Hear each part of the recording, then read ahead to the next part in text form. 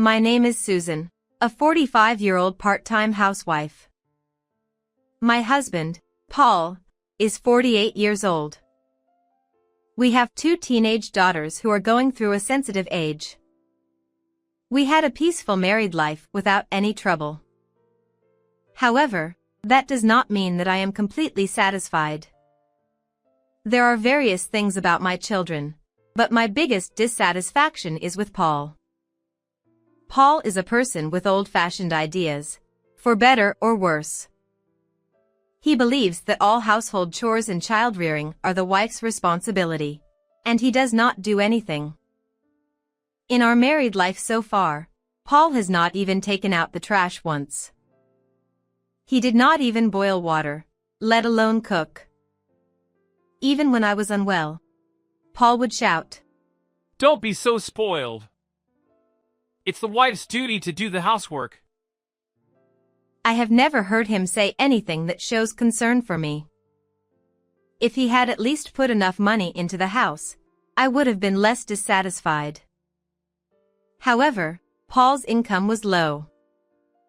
It cannot be helped because of the recession, but honestly, it is tough to continue like this. My eldest daughter, who is in 12th grade, wants to go to a vocational school, and my second daughter wants to go to university. I knew that it would cost a lot of money. I was working part-time, but life became difficult, so I worked hard to become a full-time employee. Thanks to that, I am a little better off financially, but when I work, the time for housework is inevitably reduced. Sometimes I come home late due to overtime. My daughters are reliable, so they do what they can by themselves, but I am worried about leaving them alone at home. Fortunately, 2 years ago, I started living with my father, so I can feel a little relieved. The problem is Paul. Paul hates having his plans disrupted more than anything else. "Hey, it's already 7 p.m. Isn't dinner ready yet?" When I am late due to overtime, Paul always calls me. Even if I rush home, Paul is extremely unhappy and ignores me. Is he a child? Why don't you buy something? When I say that, "Why should I have to do that when I'm tired?" Paul gets angry. I am tired too. I was getting tired of such days with Paul. One holiday, Paul suddenly said he wanted to go for an early morning walk, so I rubbed my sleepy eyes and woke him up at the designated time. I really wanted to sleep in because I was tired from working overtime the day before, but I didn't want to hear him complain again, so I reluctantly followed him.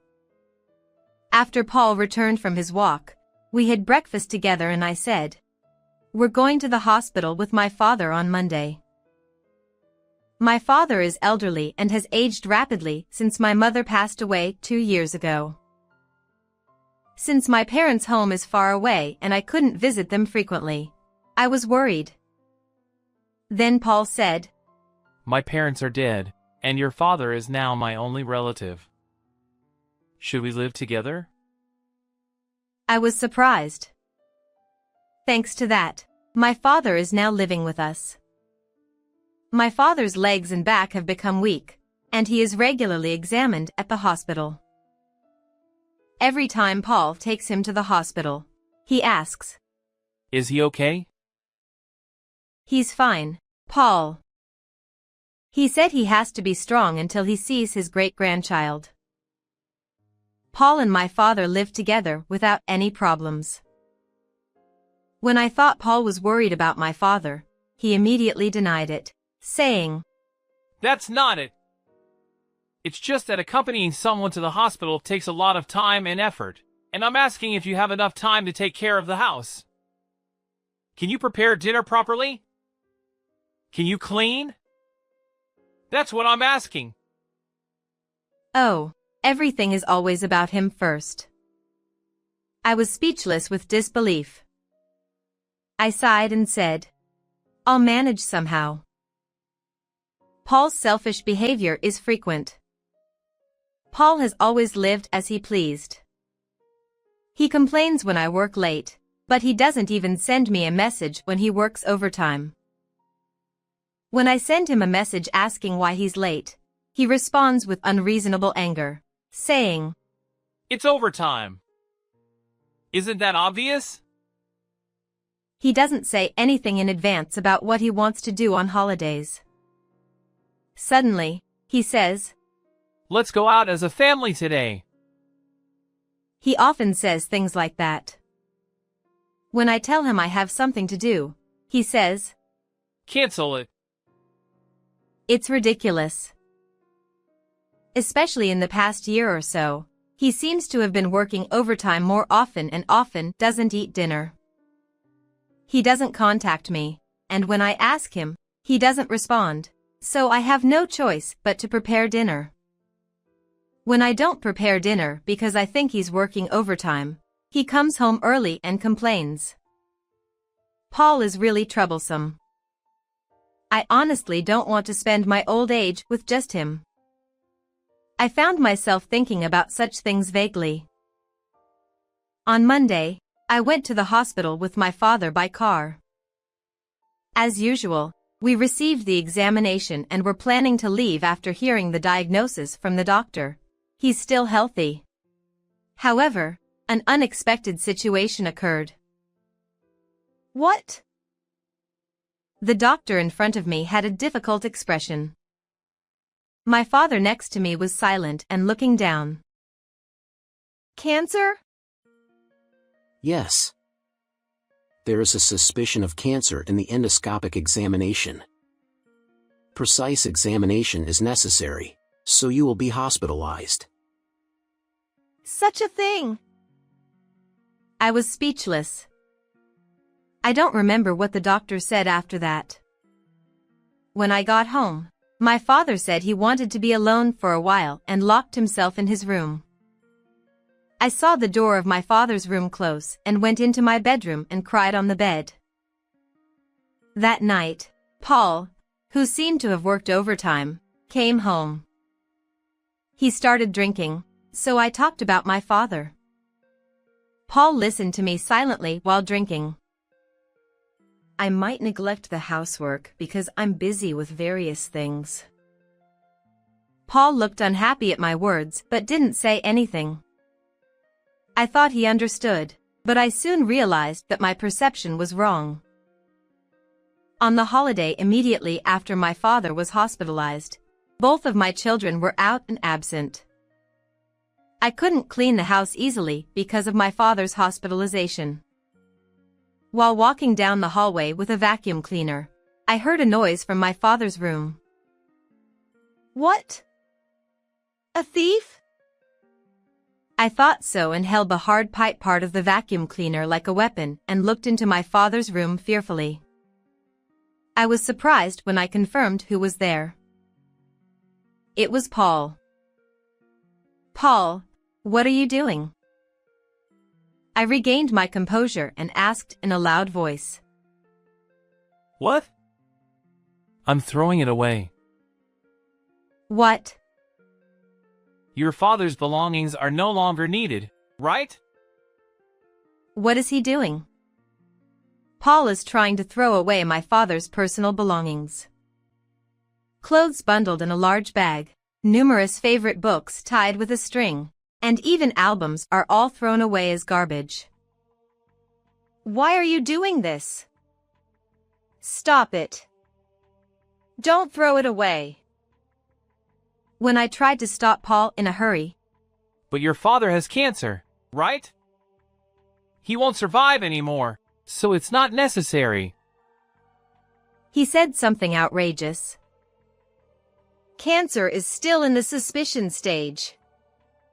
Don't assume that he won't survive. Your father has lost weight suddenly recently, right? There is no mistake. If your father is gone, this will be my room, so I'm cleaning up now. Paul's room is still there. Shut up. It's my selfishness. My anger reached its peak with Paul's terrible words. Paul was originally selfish, but I thought that his relationship with my father was not bad. I was grateful to Paul for allowing us to live together, but this kind of treatment was too much. I was against living together from the beginning. You also neglect the housework. But you suggested living together, didn't you? Yes, but there's no return for living together. What do you mean? Your father is surprisingly stingy. I thought he would give me some pocket money. Did you expect that? I was so surprised that I couldn't say anything. I have been putting up with Paul's selfishness all along. However, this statement was too cruel. I screamed as I felt my anger. I'm going to divorce you. Get out of this house right now. Paul, who was pushed by my intense anger, left the house without taking anything. After a few days, I became calm and thought that it might be difficult to divorce just because of the insult to my father. However, I couldn't stand being with such a terrible person like Paul anymore. I went to the court to ask about the necessary procedures. Although it is now a convenient era where you can search for anything on the internet, I, an old-fashioned person, thought that it would be safer to ask the court. When I was looking around for the window, I witnessed an unexpected scene. I will reveal it later. Half a month after driving Paul out, he contacted me. He said he wanted to talk, so I let him in. Paul, who I met for the first time in half a month, looked healthy and unchanged. So what do you want to talk about? I've been thinking, isn't it strange that I leave the house? You should leave. Huh? Why? I helped you live, so why do I have to leave? What is he talking about? Has he forgotten already? This house is. The name of this house is my father's. It's the house my father bought, so it's natural for you to leave. Oh, yeah. I laughed at Paul's stupidity. Yes, this house belongs to my father. When we proposed living together, my father bought it for us. Until then, we lived in a small apartment. I felt sorry for receiving the full cost of the new house, but I decided to rely on my father. However, Paul complained that he didn't give him any pocket money even though he said he would live together. Has he forgotten who owns this house? Did he think that this was his house? This house belongs to me, the daughter, when my father passes away. Oh, is that so? Well, whatever. Then it will be yours when your father passes away, and it will become our shared property. What do you mean? You said you would divorce me, right? Then it will be a property division. Then half of this house will be mine. Sorry, but your interpretation is wrong. Inheritance from a biological parent to a child does not become a shared property of the husband's wife. What? Really? Well, it depends on the situation, and there may be exceptions, but this house is still my father's house. Your father will soon be gone, so this house will be yours, right? Don't decide that someone's father is going to die soon without permission. I will divorce you before my father passes away. Huh? Then, I won't get divorced. Is this person stupid? Does he think that if he says that, I will say that I won't get divorced? First of all, my father is still alive. He has cancer, so he won't live long. When Paul shouted that, a funny man with a funny way of speaking appeared. Yes, it was my father. Although his legs were weak, He was strangely energetic and high-tensioned. Huh? Paul was flustered. He probably didn't think that he was at home even though he was supposed to be hospitalized. Of course he is. It's natural because the examination is over. Of course he's at home. What's going on? I quietly told Paul, who was in a hurry. My father didn't have cancer. Huh? As a result of the precise examination, it was a benign polyp and was easily removed. His legs are weak as usual, but he is very healthy. What do you mean? In other words, I will live for a long time. My father said with a smile on his face after my words. Oh, my room that you messed up was hard to clean up. But since you're getting divorced and your room will be empty, I'll use it as a storage room, and my room will be bigger. Thank you for leaving.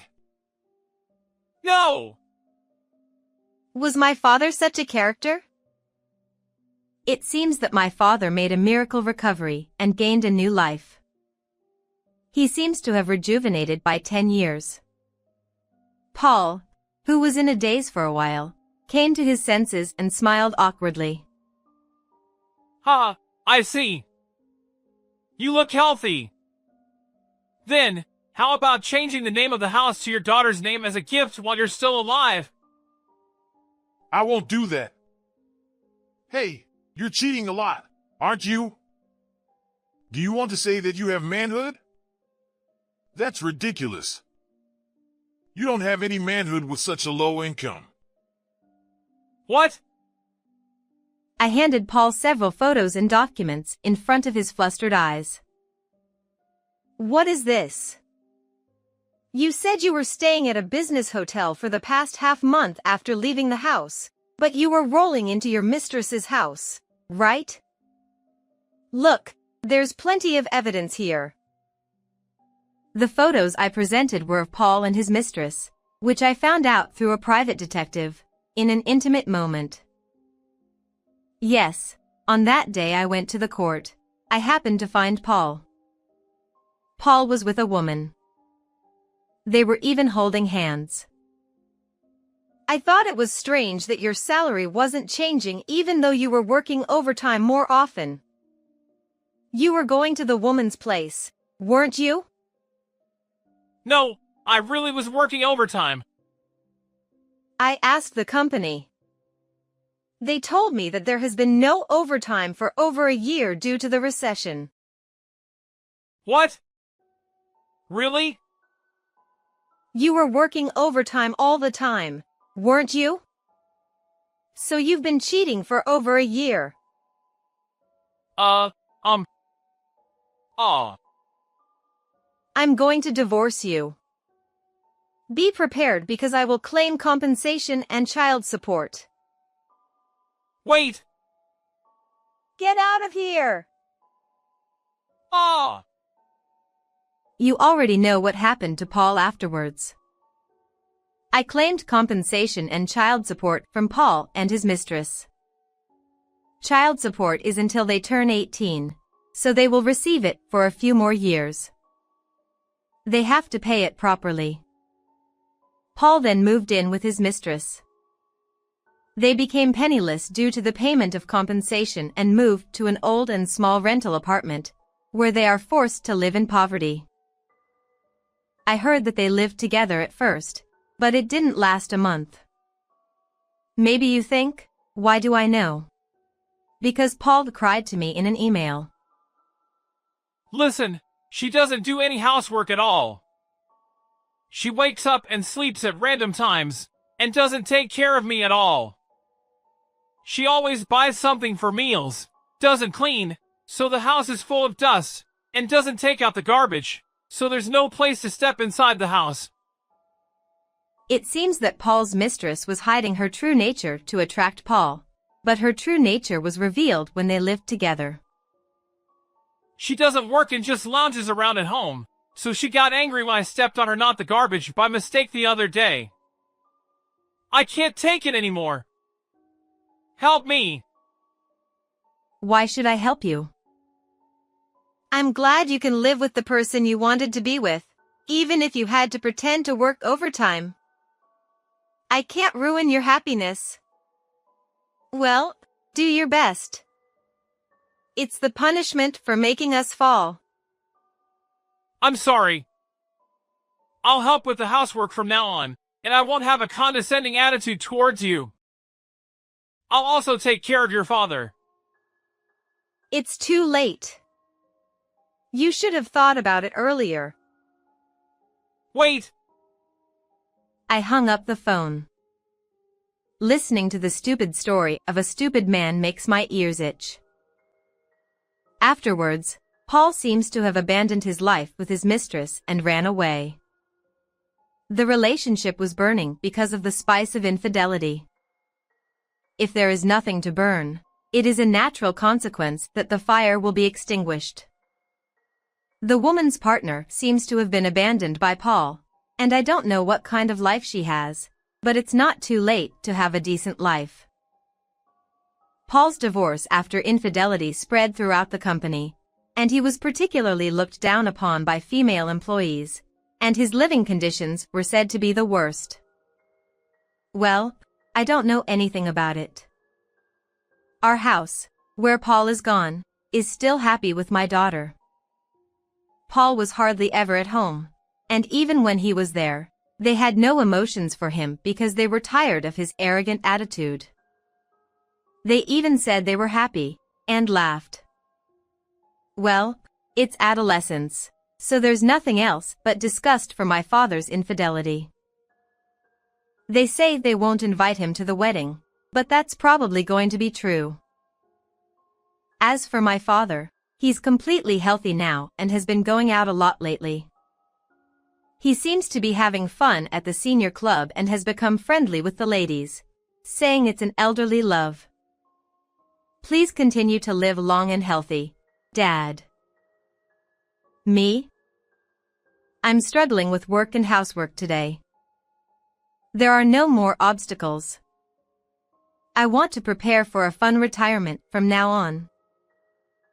How was this story? Please subscribe to the channel. See you in the next video.